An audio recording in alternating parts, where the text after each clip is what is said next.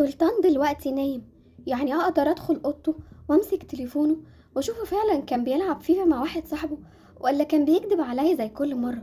ايوه، انا لازم انزل اوضته دلوقتي واتسحب من غير ما اي حد يحس بيا وامسك تليفونه كمان.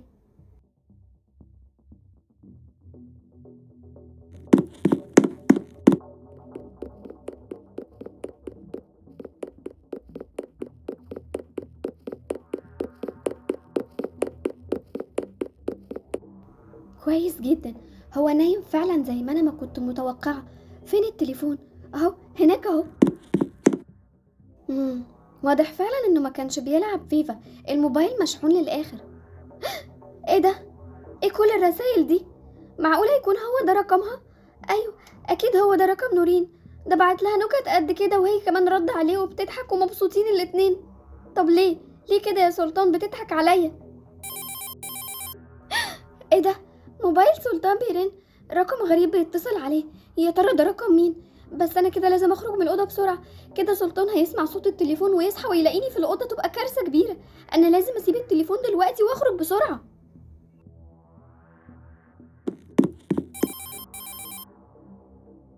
يوه، ايه ده؟ ايه التليفون عمال بيرن؟ مين اللي هيتصل بيا دلوقتي؟ الوقت متأخر جدا. غريبة. اما اروح اشوف مين اللي بيتصل. ايه ده بقى؟ الرقم ده انا اول مرة اشوفه، ده رقم غريب. اما ارد على التليفون واشوف مين. الو. ايوه، مين معايا؟ الو. ايوه يا سلطان، انا باسل. معلش يا سلطان، صحيتك من النوم. باسل؟ باسل مين؟ انا معرفش حد بالاسم ده، انت عاوز مين؟ يا عم ايه اللي ما تعرفش حد بالاسم ده؟ فوق يا سلطان بقى، مش وقت زهايمر خالص. انا باسل صاحبك يا عم. يا سلطان. افتكرتك. في ايه يا باسل؟ بتتصل بيا في وقت متأخر كده ليه؟ خير؟ عاوز حاجة؟ ايوه يا سلطان، انا محتاج مساعدتك. انزلي دلوقتي حالا يا سلطان، انا تحت البيت عندك. نعم. تحت البيت عندي؟ يا عم انت مجنون؟ انت مش عارف الساعة كام؟ وبعدين عاوزني انزل لك ليه؟ يا سلطان ارجوك، بقولك انزل، انا بجد محتاجك، انا تحت البيت عندك ومستنيك يا سلطان.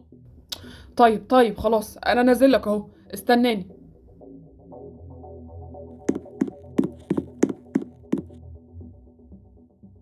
ايه ده؟ غريبة، هو سلطان رايح فين؟ ومين اللي كان بيكلمه على التليفون؟ انا همشي ورا واعرف ايه الحكاية بالظبط، بس من غير ما يشوفني. ايه في ايه يا باسل؟ ايه اللي جايبك تحت بيتي دلوقتي وبتتصل بيا في وقت متأخر كده ليه؟ ارجوك يا سلطان، انا ما عنديش اي مكان اروحه دلوقتي. ابويا طردني من البيت والوقت متأخر. هيرضيك يعني انام في الشارع في وسط الحرامية والكلاب يا سلطان؟ ابوك طردك؟ اكيد عملت مصيبة، ما انت مصايبك كتير يا باسل. وبعدين يعني انت عاوزني اعمل لك ايه؟ شوف لي اي مكان عندك يا صاحبي انام فيه لحد ما النهار يطلع. ايه؟ عندي انا؟ لا طبعا مستحيل. انت عارف ان بابا منعني ان انا اكلمك اصلا. يا سلطان انا عارف ومش ناسي. انا اسف على اللي عملته فيك زمان، بس ارجوك انا ما عنديش مكان اروح. تصدق صعبت عليا. طيب خلاص يا باسل. انا هدخلك تنام في مكان جوه البيت، بس بشرط اول ما النهار يطلع تتصرف وتشوف مكان تاني تروح فيه وتمشي من هنا على طول. رجولة صاحبي، رجولة والله. عارف، خلاص اول ما النهار يطلع مش هتلاقيني. باسل، وعد. انا مش عايز مشاكل مع بابا. يا عم وعد يا عم، خلاص عيب عليك يا عم، يعني انا برضو اعمل لك مشكلة وانت وقفت جنبي يا صاحبي؟ عيب. ايه ده؟ معقولة؟ معقولة سلطان هيدخل الولد ده في البيت عندنا؟ ده عمو احمد عمل مشكلة كبيرة بسبب الولد ده، وبعدين ده كان حرامي اصلا وسرق من سلطان حاجات قبل كده كتير. انا لازم، لا انا مش هقول لحد، بس اكيد لازم استغل اللي حصل ده. طيب خلاص يا باسل، انت هتعيط ولا ايه؟ يلا تعالى ورايا، تعالى اما اوريك المكان اللي هتنام فيه لحد الصبح.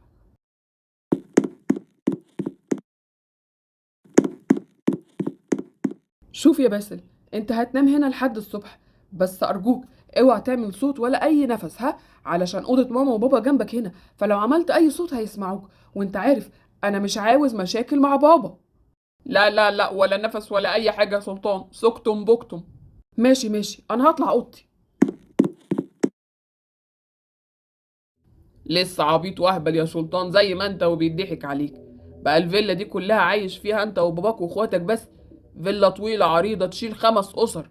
يا بختك يا سلطان، دول أكيد عندهم فلوس قد كده، وكمان مخبين دهب وياقوت ومرجان. أيوة بقى يا سلطان، ولع معاك يا صاحبي.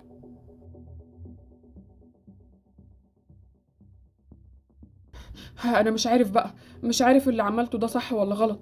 انا كان صعبان عليا ومش عايزه ينام في الشارع، علشان كده دخلته البيت عندي. بس ربنا يستر ومحدش يعرف حاجة.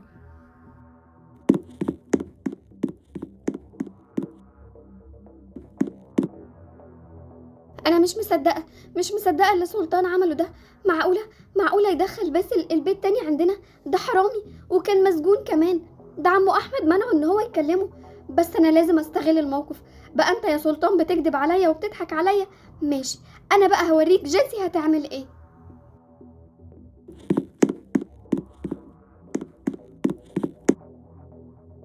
ممكن اعرف انت بتعمل ايه هنا دلوقتي عندنا في الفيلا؟ ها؟ بسم الله. ايه ده؟ انت مين ودخلتي منين وعرفت ازاي ان انا هنا؟ بقولك ايه، ما تستهبلش عليا. انا عارفه كل حاجه وسمعت كل حاجه، وعرفت كمان ان سلطان هو اللي قعدك هنا. انت عارف لو عمو احمد عرف، ده مش بعيد يدخلك السجن تاني.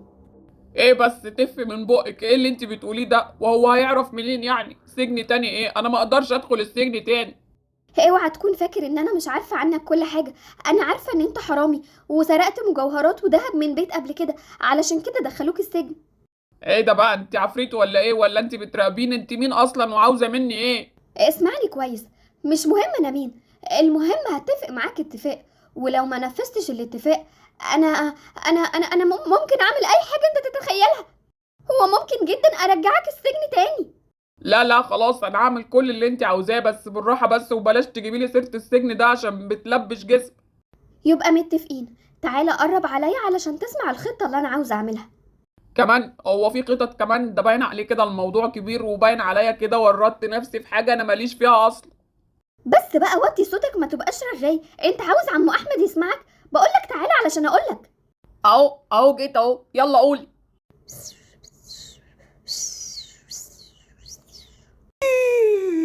ليه كده بس؟ ايه اللي انت عاوزه تعمليه ده؟